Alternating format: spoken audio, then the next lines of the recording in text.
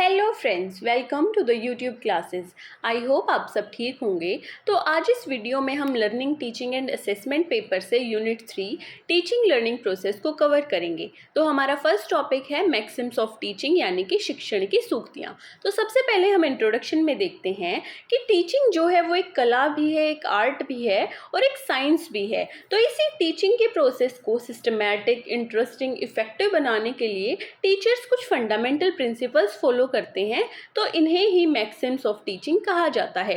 ये universal guidelines हैं जो टीचिंग को आसान और लॉजिकल बनाती हैं और बच्चों की साइकोलॉजी को ध्यान में रखकर बनाई जाती हैं। अब देखते हैं meaning of Maxim's of teaching क्या होता है। तो मैक्सिम का मतलब होता है एक शॉर्ट और यूनिवर्सल प्रिंसिपल जो वाइडली एक्सेप्टेड हो, और टीचिंग में मैक्सिम्स वे बेसिक रूल हैं जो टीचर को लेसन प्लान करने और पढ़ाने में गाइड करते हैं। ये टीचर्स को लर्नर सेंटर्ड, एक्टिविटी ओरिएंटेड और इफेक्टिव बनाते हैं। तो इसी को कहते हैं मैक्सिम्स ऑफ टीचिंग। तो जो इंपॉर्टेंट मैक्सिम्स ऑफ टीचिंग की बात करें तो सबसे पहले आता है फ्रॉम नॉन टू अननोन, यानी कि ज्ञात से अज्ञात की ओर। तो टीचिंग हमेशा वहाँ से स्टार्ट करनी चाहिए, उस नॉलेज से स्टार्ट करनी चाहिए जो स्टूडेंट्स को पहले से पता है, जिस के बारे में स्टूडेंट पहले से जानते हैं, और धीरे धीरे उन्हें नए कॉन्सेप्ट के साइड लेकर जाना चाहिए। तो फॉर एग्जांपल हम लेते हैं, जैसे स्टूडेंट्स को अपने टाउन, अपनी सिटी के बारे में पता है, तो टीचर्स को जब टीचर किसी कंट्री या फिर वर्ल्ड के बारे में स्टूडेंट्स को पढ़ा रहे हैं तो स्टार्ट करना चाहिए उन्हें उनके टाउन से, उसके बाद धीरे धीरे स्टेट और फिर कंट्री और उसके बाद वर्ल्ड को एक्सप्लेन करना चाहिए। उसके बाद सेकंड पॉइंट है हमारा फ्रॉम सिंपल टू कॉम्प्लेक्स, यानी कि सरल से जटिल की ओर। तो इसमें क्या होता है, सबसे पहले इजी फैक्ट्स सिखाना और उसके बाद जो कॉम्प्लेक्स टॉपिक है उनको कवर करना। जैसे कि सबसे पहले हम एडिशन सिखाएंगे, उसके बाद हम अलजेब्रा की साइड बढ़ेंगे। थर्ड पॉइंट है फ्रॉम कंक्रीट टू एब्स्ट्रैक्ट, यानी कि ठोस से अमूर्त की ओर। तो जो छोटे बच्चे होते हैं वो ऑब्जेक्ट से जल्दी सीखते हैं, तो इसीलिए पहले कंक्रीट चीज़ें दिखाएं, फिर एब्स्ट्रैक्ट सिंबल का यूज़ जो टीचर्स हैं वो कर सकते हैं। जैसे कि सबसे पहले बीड्स या स्टिक्स से काउंटिंग करना सिखाना, उसके बाद बच्चों को नंबर से इंट्रोड्यूस करवाना। फोर्थ पॉइंट है फ्रॉम पर्टिकुलर टू जनरल, यानी कि विशेष से सामान्य की ओर। इसमें स्पेसिफिक एग्जाम्पल से जो स्टूडेंट्स हैं वो अपने जनरल रूल्स बनाते हैं। तो जैसे कि अलग अलग प्लांट्स को देखकर ये रूल बनाना कि सभी प्लांट्स को सनलाइट चाहिए और सभी प्लांट सनलाइट से अपना जो फूड है वो बनाते हैं। उसके बाद फिफ्थ पॉइंट है फ्रॉम इंडक्शन टू रिडक्शन, यानी कि आगमन से निगमन की ओर। तो इसमें हम इंडक्शन में कह सकते हैं कि एग्जाम्पल से कोई भी जनरल रूल को क्रिएट करना, और डिडक्शन में हम कह सकते हैं कि रूल्स को स्पेसिफिक सिचुएशन में अप्लाई करना। तो इनमें क्या होता है कि जो टीचर है उसका काम होता है कि टीचिंग में इंडक्शन और डिडक्शन इन दोनों का बैलेंस बना के टीचर चले। तो इसमें यही हो सकता है कि इंडक्शन में हो गया अपने उदाहरणों से नियम बनाना, और डिडक्शन में हो गया अपने नियम से उदाहरण बनाना। उसके बाद सिक्स पॉइंट है फ्रॉम होल टू पार्ट। तो स्टूडेंट्स क्या करते हैं, पहले पूरे को समझते हैं फिर उसके पार्ट्स को। एग्जाम्पल जैसे कि पहले पूरी कविता को पढ़ेंगे, पहले पूरी जो पोएम है उसको पढ़ेंगे, उसके बाद उस पोएम को लाइन टू लाइन समझेंगे, लाइन बाय लाइन समझेंगे कि इसमें हर एक लाइन में क्या बताया गया है। सेवेंथ पॉइंट है फ्रॉम एनालिसिस टू सिंथेसिस, विश्लेषण से संश्लेषण की ओर। एनालाइज में करेंगे पहले कोई भी कॉन्सेप्ट है उसको पार्ट्स में तोड़ना, और सिंथेसिस में करेंगे उन पार्ट्स को जोड़कर एक मीनिंगफुल होल क्रिएट करना, यानी कि एक पूरी चीज़ को क्रिएट करना। नेक्स्ट पॉइंट है फ्रॉम एम्पेरिकल टू रैशनल, अनुभवजन्य से तार्किक की ओर। तो इसमें क्या है, पहले डायरेक्ट एक्सपीरियंसेस को देखना, फिर उसके रीजनिंग को एक्सप्लेन करना। फॉर एग्जांपल पहले मैग्नेट दिखाना और फिर जो लॉ ऑफ मैग्नेटिज्म है उसको बताना। नेक्स्ट पॉइंट है फ्रॉम साइकोलॉजिकल टू लॉजिकल, मनोवैज्ञानिक से तार्किक की ओर। तो टीचिंग पहले चाइल्ड की इंटरेस्ट और एप्टीट्यूड के अकॉर्डिंग हो, और उसके बाद जो सब्जेक्ट की जो लॉजिकल सीक्वेंस है उसके अकॉर्डिंग जो टीचिंग है उसको आगे बढ़ाया जाए। इस पॉइंट में हम ये कह सकते हैं। नेक्स्ट पॉइंट है फ्रॉम एक्चुअल टू रिप्रेजेंटेटिव, यानी कि वास्तविक से प्रतीकात्मक की ओर। तो इसमें क्या है, जब डायरेक्ट एक्सपीरियंस पॉसिबल ना हो तो मॉडल्स, चार्ट और पिक्चर का यूज़ जो है है वो टीचर्स को करना चाहिए। उसके बाद हम देखते हैं कि जो मैक्सिम्स इन टीचिंग है, जो इनका इम्पोर्टेंस क्या है, इनका महत्व क्या है। तो सबसे पहले टीचिंग को सिंपल, क्लियर और इंटरेस्टिंग बनाती हैं, और ये स्टूडेंट्स की पार्टिसिपेशन को बढ़ाती हैं, और चाइल्ड साइकोलॉजी की रिस्पेक्ट करती हैं। जैसे चाइल्ड सीखना चाहता है, जैसे चाइल्ड को जिस चीज़ की नीड है वो बच्चों को देती हैं। और इसके बाद जो रिटेंशन है और जो अंडरस्टैंडिंग है बच्चों में, उसको इम्प्रूव करती है, लर्निंग को सिस्टमेटिक और साइंटिफिक बनाती हैं। तो इसके कंक्लूजन में हम लिख सकते हैं कि मैक्सिम्स ऑफ टीचिंग ऐसे यूनिवर्सल गाइडिंग प्रिंसिपल हैं जो हर अच्छे टीचर्स को फॉलो करने चाहिए। इनको फॉलो करके हम किसी भी डिफ़िकल्ट टॉपिक को आसान बना सकते हैं, और जो स्टूडेंट की जो लर्निंग प्रोसेस है उसको एक्टिव कर सकते हैं, स्टूडेंट्स में एक एक्टिव पार्टिसिपेशन ला सकते हैं, और लर्निंग को और ज़्यादा मीनिंगफुल हम बना सकते हैं। अब हमारा नेक्स्ट टॉपिक है stages of teaching, plan, implement, evaluate and reflect. तो जो शिक्षण के चरण हैं, योजना, क्रियान्वयन, मूल्यांकन और आत्मचिंतन। तो सबसे पहले इसमें हम इंट्रोडक्शन में देखते हैं कि टीचिंग केवल इन्फॉर्मेशन देना नहीं है, बल्कि टीचिंग एक सिस्टमेटिक प्रोसेस है जिसमें तैयारी, प्रेजेंटेशन, असेसमेंट और इम्प्रूवमेंट ये सब शामिल होते हैं। तो इन 4 स्टेजेस से, जैसे कि प्लान, इम्प्लीमेंट, इवेलुएट और रिफ्लेक्ट, इन 4 स्टेजेस से टीचिंग को पर्पसफुल, लर्नर सेंटर्ड और इफेक्टिव बनाया जा सकता है। तो हम फर्स्ट स्टेज की बात करते हैं, प्लानिंग स्टेज।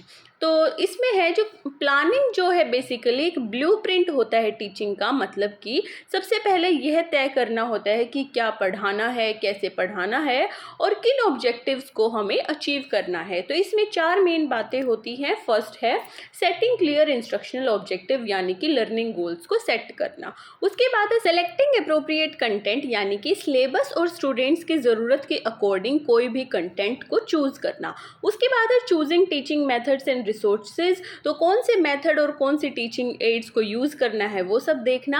और उसके बाद prepare lesson plan and time schedule, यानी कि लेसन प्लान करना और टाइम शेड्यूल करना कि बच्चों को कब किस समय पर क्या पढ़ाना है। फॉर एग्जांपल, अगर टीचर को फ्रैक्शन पढ़ाना है तो सबसे पहले paper cutouts, real life example और step by step activities prepare करनी होंगी।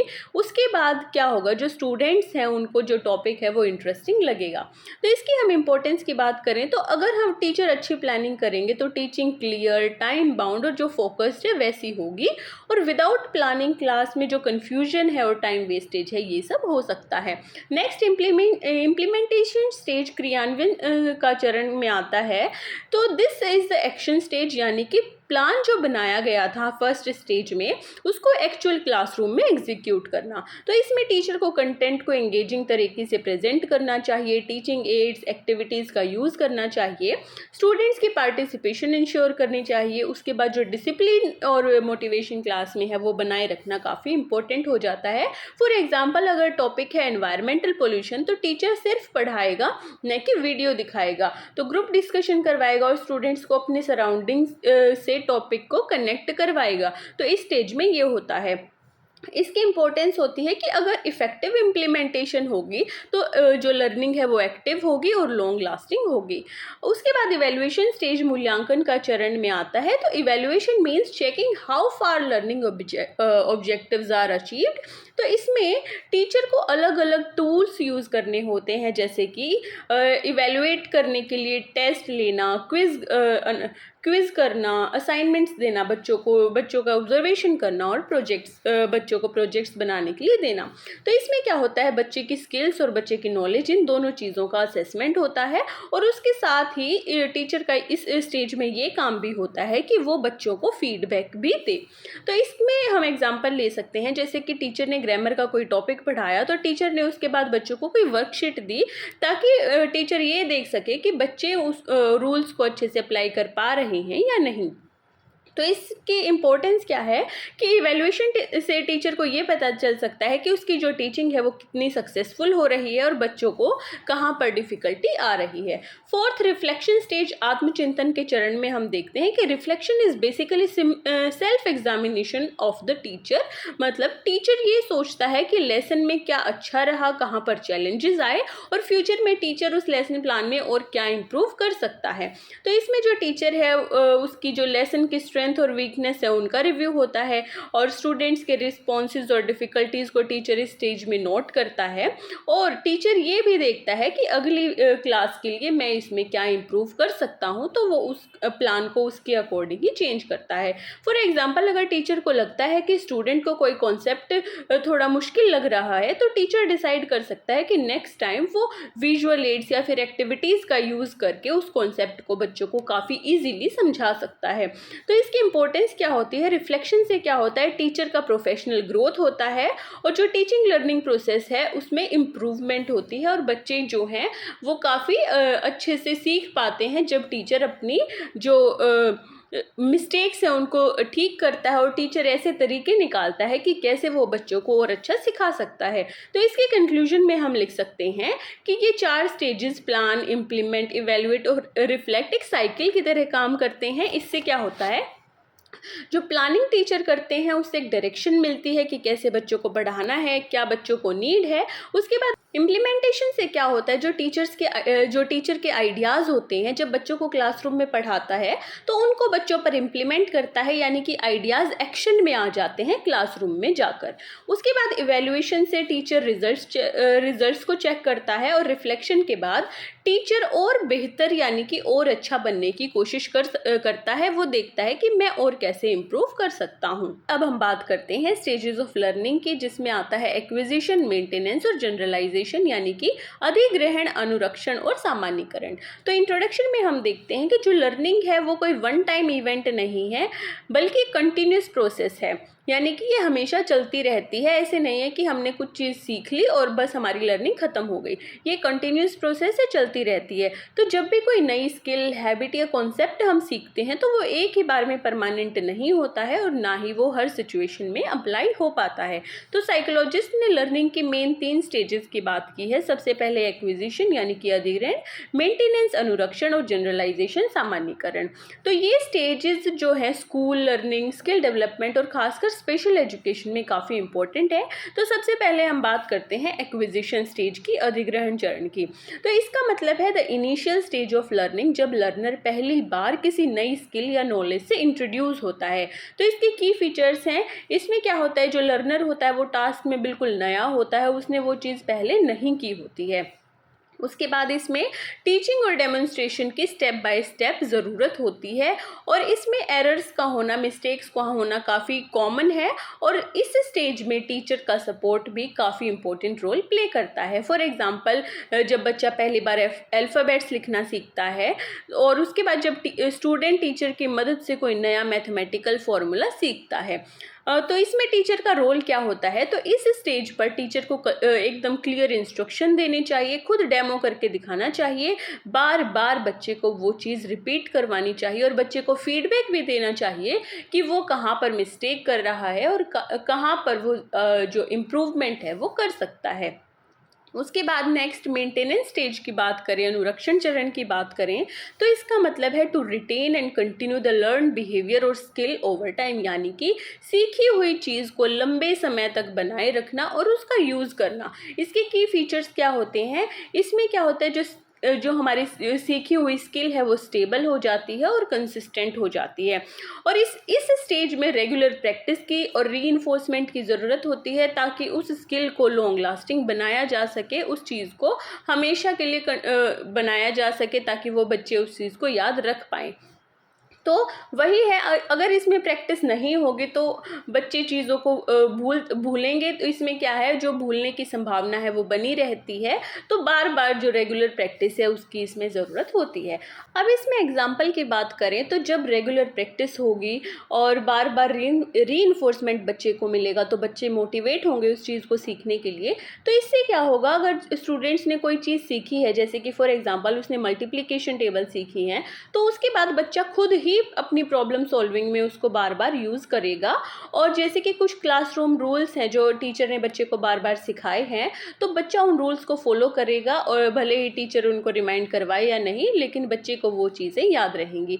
तो इसमें जो टीचर का रोल होता है वो क्या है, इस स्टेज में टीचर्स को टाइम टू टाइम रिविजन करवाना चाहिए, बच्चों को रीइंफोर्समेंट देना चाहिए, ताकि स्टूडेंट्स जो है वो मोटिवेटेड रहें और जो उन्होंने चीज़ सीखी है उनको वो ना भूलें।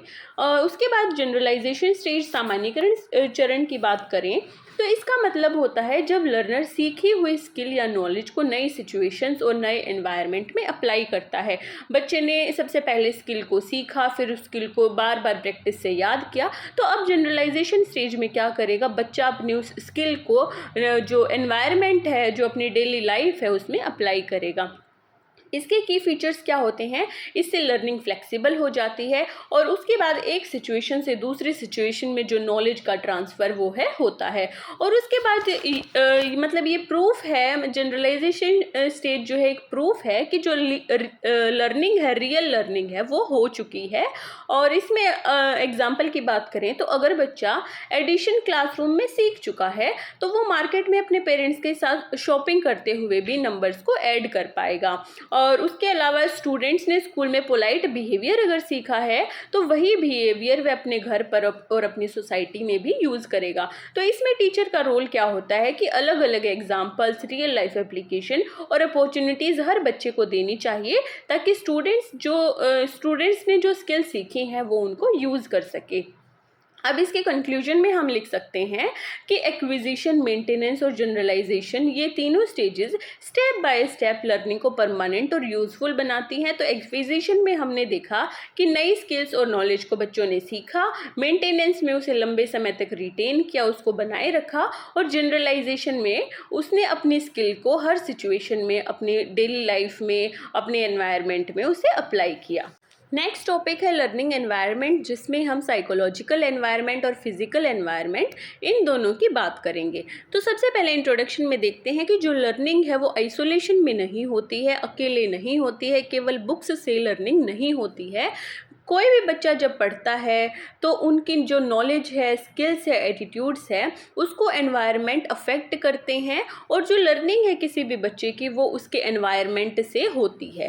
तो लर्निंग एनवायरनमेंट में हम दो पार्ट्स की बात करते हैं। सबसे पहले है साइकोलॉजिकल लर्निंग एनवायरनमेंट, जो कि है मनोवैज्ञानिक वातावरण, और उसके बाद है फिजिकल लर्निंग एनवायरनमेंट, यानी कि भौतिक वातावरण। तो इसमें क्या होता है, जब इन दोनों का बैलेंस्ड कॉम्बिनेशन होता है तो जो टीचिंग लर्निंग है वो काफ़ी इफेक्टिव बनती है। होलिस्टिक डेवलपमेंट जो बच्चे का वो होता है, और उसके लिए इन दोनों का, साइकोलॉजिकल और फिजिकल लर्निंग एनवायरनमेंट का बैलेंस्ड होना काफ़ी ज़रूरी होता है। तो अब हम बात करते हैं साइकोलॉजिकल लर्निंग एनवायरनमेंट की कि क्या होता है। तो जो माइंड होता है हमारा वो काफ़ी सेंसिटिव होता है। तो जो साइकोलॉजिकल लर्निंग एनवायरनमेंट है, इसका मतलब ये है कि इमोशनल और सोशल कंडीशंस जो लर्नर की मोटिवेशन, कॉन्फिडेंस और मेंटल वेलबींग को प्रभावित करती हैं, वो आती हैं mental learning psychological learning environment में। तो इसके जो की कॉन्सेप्ट्स होते हैं, सबसे पहले आता है टीचर स्टूडेंट रिलेशनशिप, यानी कि अगर टीचर और स्टूडेंट का रिलेशनशिप अच्छा होगा तो पॉजिटिव और सपोर्टिव इंटरेक्शन से बच्चे का सेल्फ कॉन्फिडेंस बढ़ेगा और बच्चे में जो एक्टिव पार्टिसिपेशन है वो देखने को मिलता है। पीयर रिलेशनशिप, अगर हेल्दी पीयर जो इंटरेक्शन होगा उससे बच्चे में कोऑपरेशन, कोलैबोरेशन और जो बच्चे को बिलोंगिंगनेस का एक फील आता है कि हाँ ये मेरा फ्रेंड है, और मतलब वो उस एनवायरनमेंट में काफ़ी अच्छे से सीख पाता है। मोटिवेशन और एनकरेजमेंट की बात करें तो अगर किसी भी बच्चे को अपने पीयर से, अपने टीचर से, पेरेंट्स से एक मोटिवेशन मिलती है, इनकरेजमेंट मिलता है, तो बच्चे से इसमें सेल्फ एस्टीम आती है और जो लर्निंग में इंटरेस्ट है बच्चे का वो बढ़ता है। फ्रीडम एंड सेफ्टी में जब स्टूडेंट्स को इमोशनली सेफ फील होना चाहिए, ताकि क्या होता है कि अगर वो टीचर्स से अपने क्वेश्चंस पूछ सकें और अपने जो डाउट्स हैं उनको क्लियर कर सकें, तो क्लासरूम का एनवायरनमेंट ऐसा होना चाहिए कि बच्चे कोई भी क्वेश्चन पुट करते टाइम हिचके ना, और वो ईजिली अपने क्वेश्चंस पुट कर सकें और अपने डाउट्स को क्लियर कर सकें। उसके बाद इंक्लूसिविटी और इक्विटी में क्या होना चाहिए, क्लासरूम में इंक्लूसिविटी होनी चाहिए और सभी बच्चों को एक समान देखा जाना चाहिए। बच्चों को उनके बैकग्राउंड या फिर उनकी एबिलिटी पर उन्हें जज नहीं करना चाहिए, उन्हें किसी भी तरह से नीचा नहीं दिखाना चाहिए। उसके बाद हम बात करते हैं क्लासरूम कल्चर की। तो क्लासरूम में एक ऐसा एनवायरनमेंट होना चाहिए कि सब एक दूसरे पर ट्रस्ट करें, रिस्पेक्ट करें, और ताकि जब बच्चों में ये जो यूनिटी है ये बनी रहेगी, तो जो क्लास में जो क्रिएटिविटी है, डिसिप्लिन है, वो भी देखने को मिलता है।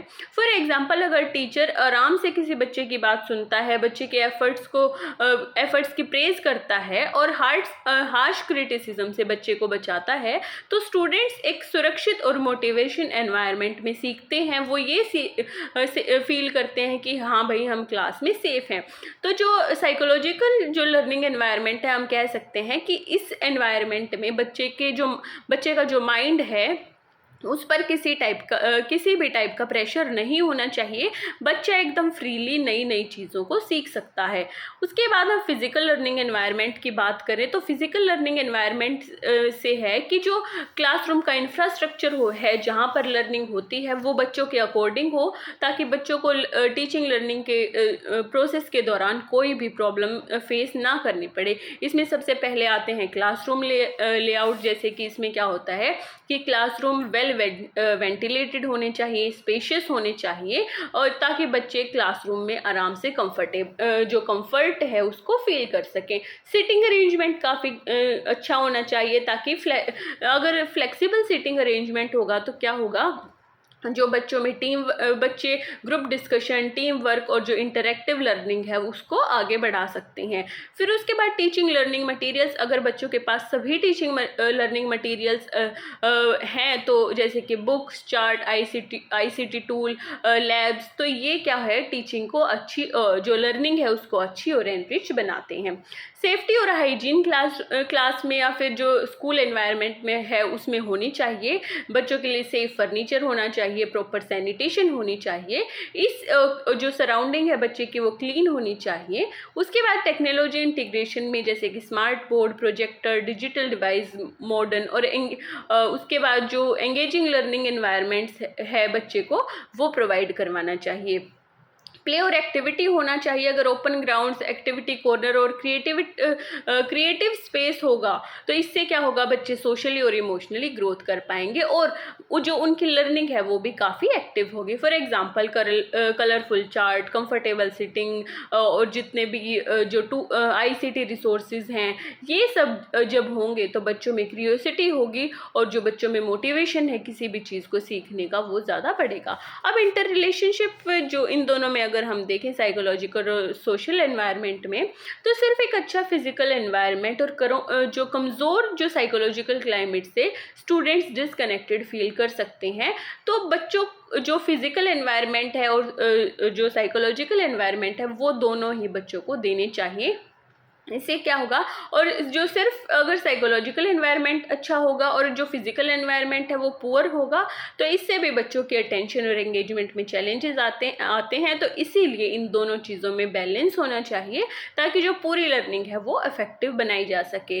तो इसके कंक्लूजन की बात करें तो जो एक अच्छा लर्निंग एनवायरनमेंट एक इफेक्टिव एजुकेशन की फाउंडेशन होती है। तो फिजिकल एनवायरनमेंट में होता है बच्चों को सभी रिसोर्सेज प्रोवाइड करवाना, अच्छा इंफ्रास्ट्रक्चर बच्चों को देना, और साइकोलॉजिकल एनवायरनमेंट में होता है बच्चों में कॉन्फिडेंस बूस्ट करना, मोटिवेशन बूस्ट करना, और बच्चों की जो मेंटल बैलेंस है उसको नर्चर करना। अगर ये इन दोनों में बैलेंस होगा तो बच्चों में जो हम कह सकते हैं बच्चों की जो इंटेलेक्चुअल पावर है वो अच्छी होगी, बच्चे इमोशनली स्ट्रॉन्ग होंगे, सोशली अच्छे होंगे, और जो मॉरली हैं वो भी काफ़ी डेवलप करेंगे। अब इस यूनिट का लास्ट टॉपिक है leadership role of teacher in classroom, school and community, यानी कि जो टीचर है उसका स्कूल, कम्युनिटी और क्लासरूम में क्या रोल है। तो सबसे पहले हम इंट्रोडक्शन में देखते हैं कि जो टीचर है वो एक नॉलेज के ट्रांसमीटर नहीं है, बल्कि एक लीडर भी है जो स्टूडेंट्स को इंस्पायर करता है, गाइड करता है और मोटिवेट करता है।